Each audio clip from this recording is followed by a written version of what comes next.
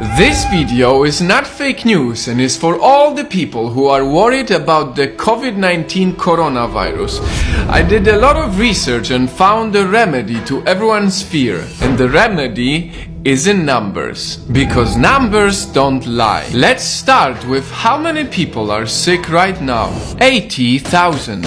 That's quite a lot, but out of this, 77,000 people are in China. So if you're not from China, that should remove 96% of your worry. Now let's assume somehow you got the virus. In the extremely unlikely event of you getting the virus, 81% of the cases are mild, 14% of the cases are moderate, and only 5% of the cases are critical, which means that you are very likely to recover from it. And if you somehow get to a critical state, if you compare COVID-19 to SARS, it had a 10% fatality rate, while COVID-19 has only a 2% fatality rate. That is a 5 times smaller number than SARS. Having said all of this, let's dive even deeper into the numbers to make you feel safer. If you consider the age, the possibility of dying goes even lower.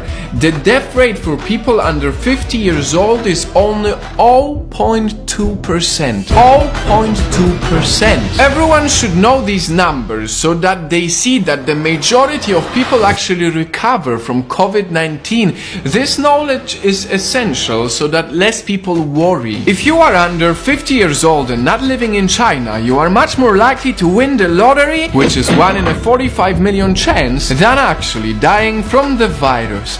Remember, numbers don't lie. This video is about COVID-19, but we can all learn more from it. A life lesson. Let's take one of the worst days so far, February 10th, when 108 people, mainly from China, died from the virus. This is a horrible, very high number, but on the same day, cancer killed 26,283 people. Heart disease killed 24,641 people. Diabetes killed 4,300 people. And suicide on that day took 27.7 times more people than COVID-19. The lesson here for us is to cherish our lives every single day, because truth is we never know what can happen to us. Now, going back to COVID-19, the rules haven't changed. You still should wash your hands often to prevent the spread of the virus. Additionally, the CDC, the Centers for Disease Control and Prevention, recently said that the most likely way this disease is spread is through sneezing. So you are still most likely to prevent the extremely unlikely event of getting sick by staying away from crowds. And last but not least, perhaps the most misinformed aspect, masks. This is coming from CDC as well. The people who are not sick do not need masks at this time. I said it in my last video. The main purpose for the mask is if you feel like you might be sick and don't want to risk sneezing on other people. Whew.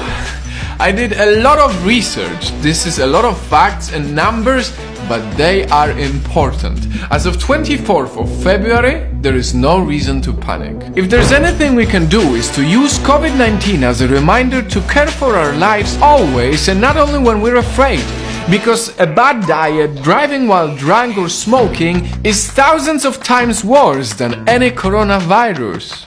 Before I end this video, I want to touch one last topic that's very important to me: racism.